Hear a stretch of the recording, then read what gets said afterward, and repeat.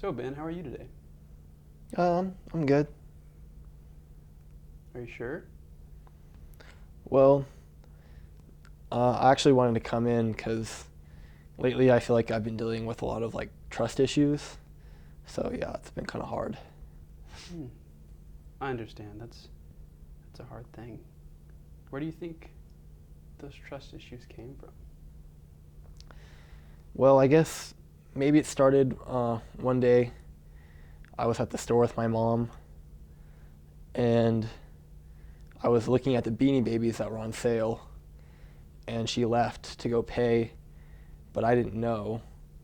And so I was lost and I didn't know where she was and I was really scared. And I just think that might be why sometimes I have a hard time trusting people. Hmm. Yeah, that's hard, especially something that like happened such a long time ago. It probably has like a huge effect on you. Oh no, this happened like last week.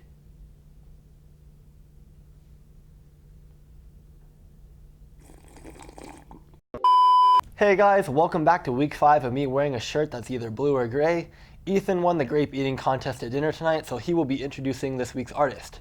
Ethan, take it away. This week we're reviewing Wilco's new album, Ode to Joy. Wilco started as an alternative country band, but later became known for their experimental folk sound. Their work ranges from refreshing indie summer jams to sorrowful tunes expressing themes of life and politics. While their sound has certainly evolved over years, they have been consistently making music that is both pleasing to the average listener and pushes the boundaries of music.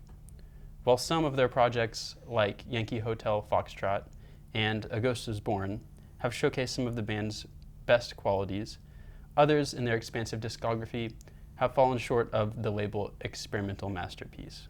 Two of my favorite things about this band are frontman Jeff Tweedy's powerful lyrics and drummer Glenn Cote's tasteful experimentation with a variety of homemade instruments. Their discography is equally full of catchy guitar riffs and hooks that set this group apart from what any other band is doing right now.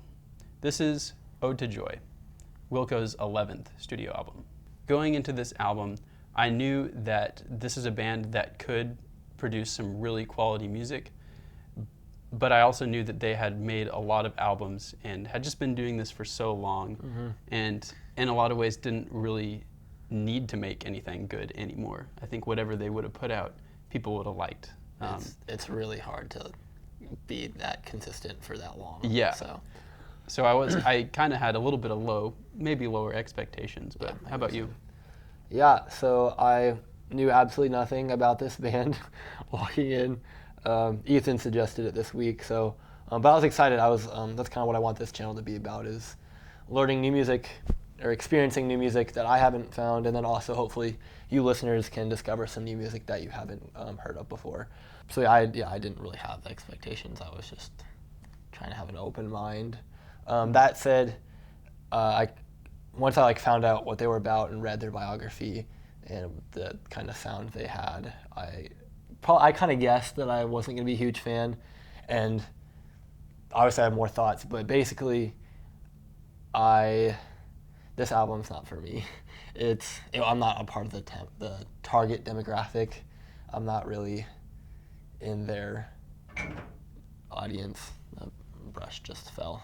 Yeah, so this is easily the furthest thing from pop music that we've covered. At least I think so. And it's just not anything that I've listened to consistently before. So my ears just really aren't acclimated to a lot of the sounds, I guess. That doesn't mean I entirely hated it. I just a lot of the production decisions kind of what's the word? They're definitely unique. They're not really Exactly. You hear on the radio. Yeah, exactly. Sure. But at the same time, I like a lot of artists that aren't radio material or strictly pop. So I was trying to hold on to something. So for example, oftentimes they would pan the main instrument, which is usually the acoustic guitar. They would pan it to the right ear, which I just found to be kind of bothersome. I didn't get why you would make your most important instrument panned to the side. So even if I did enjoy what the acoustic guitar was doing, it was just kind of bothersome to have it not in the middle. Yeah, not in the middle. Which again, I think that's just such a common thing in pop music. You kind of have a hierarchy of your instruments and then you pan them accordingly, and that's Yeah. I think that's probably just something that's like different in this style of music. Yeah.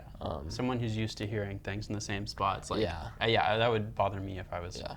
Well, and the thing is, like, I do, like, most of the times when panning does happen, I really like it where, like, a voice will, like, go back and forth.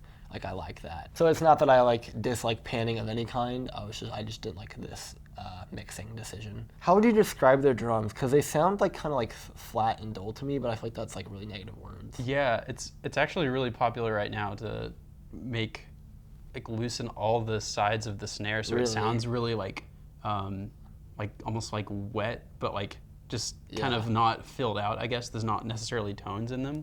Okay. So it's especially in folk music, like that's the sound.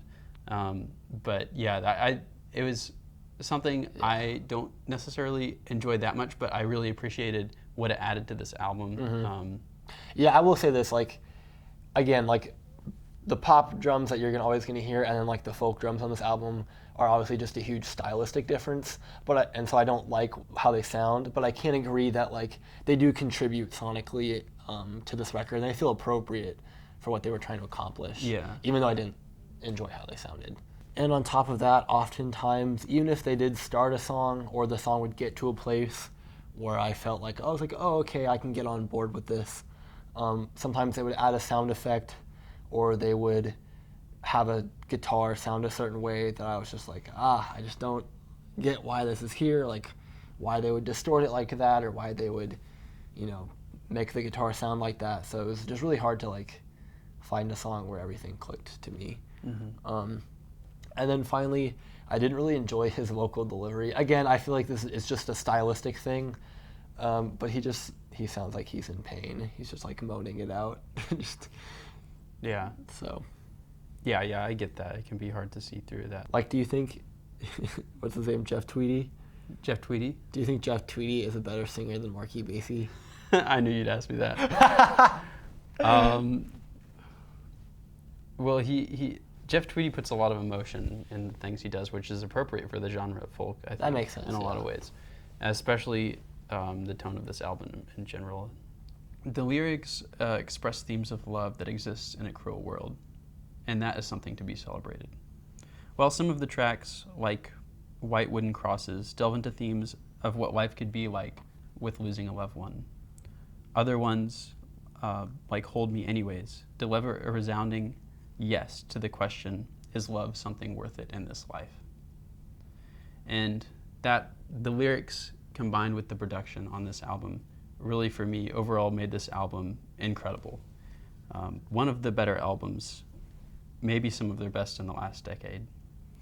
I loved all the themes of joy and how it was really tied together well. Even though there maybe were some tracks where they weren't as exciting to me or interesting, generally the message was clear. And that's one of my favorite things about this album, and my favorite thing about art, if the message is clear. And That's funny, because I didn't have anything against the lyrics. It was just often sometimes hard for me to understand what he was saying. I'll try to find examples, but like sometimes he would just say things and I was like, how does that relate to what you just said? Oh, like I'm gonna shave my eyes. Did you read that? Well, yeah. And that's the thing, I think it's just the poetry. Like, pop music writing isn't often very poetic, and this was just like a style of writing that I'm not used to again. So yeah, a lot of non-traditional like structure of songs, and then structure of poetry also. It wasn't necessarily like, it didn't necessarily rhyme, but for me it didn't have to rhyme. It just had to be these words. Yeah, I get that. Yeah. But yeah, the writing was definitely intriguing. Like, I was interested in it, but it wasn't as like, it didn't catch my attention as, because like I think last week we talked about how like if the production doesn't resonate with you, you're probably not going to care about the lyrics as much. It was I think we're reversed this week, where it's like last week you're like, I don't really care how the sound, so I don't care what the lyrics are saying. That makes sense. Yeah, I just couldn't connect with the lyrics because the music wasn't ringing in my ears. So. Yeah, I get that. Yeah, we definitely disagreed on this album. Yeah. But I don't think that's a bad thing. Like, we both learned a lot, you know? Yeah. Yeah, like I said, experience. this album just like wasn't really for me. But it was interesting to hear new styles, and maybe next time I'll be more prepared. If you like experimental folk, give it a listen. Yeah. What do you- Okay, so before we like give our score this week, I want to clarify that like we're not trying to give like an objective like scale like 0 to 10 or anything. This is from the way I'm doing it, and I think you're doing it too, is just like how much we enjoy the album. So like 0 is like not at all, 5 is indifferent, and then 10 is like I enjoyed this the most. And like it's like whether or not like I would go back to it. So I explain this because I just there's probably not a single song that I would go back to on this. Yeah. So I'm feeling like it, but I recognize good qualities. So I'll be like a strong 2 for me. Yeah. 2 heavy metal drummers. Is that it? Is that what we're doing it? Okay. Yeah, I'll give it 8 heavy metal drummers because it was good. We flipped from enjoyed it. last week. Yeah, basically. We should have sat in different. Yeah. If you're a Wilco fan and you think I'm a stupid, silly boy, just freaking rip me up in the comments, man, and I will try my best Yeah. to not cry myself to Rip sleep. me up too, please. What are you doing later, Ethan? What do you got going on tonight? What do I need to do? Oh, we should sip.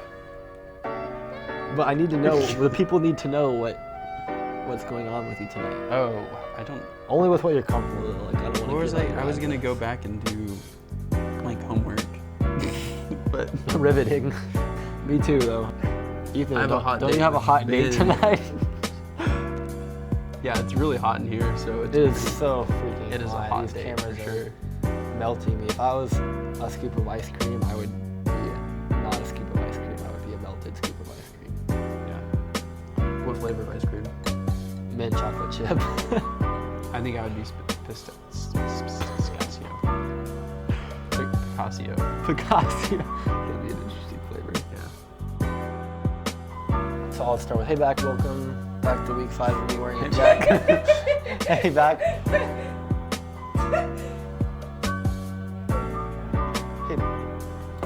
You could talk about how you need to trim your fingernails. Today we are going to be reviewing an album. I don't know. I was like, I have nothing to say. For me, the drums were one of my favorite parts. Yeah, for me, the drums were some of my favorite parts. Yeah, one of my favorite parts about this album was one of my favorite parts about this album was the drumming that really added that crescendos into a beautifully crafted. I thought. I burped. So I went to the talk to I'm sorry, I can't express myself. Let's try this again. Okay. Hey, bye, Rachel. Bye. Bye. Thank you. Bye. Bye. You never steal high fives from me. The first time I heard them was on this. The first time I heard Wilco was on this SpongeBob movie soundtrack. They had a song called "Just a Kid." That's my jam. That's my jam. All right. I thought I just did. Yeah, I'll cut that in. It's fine.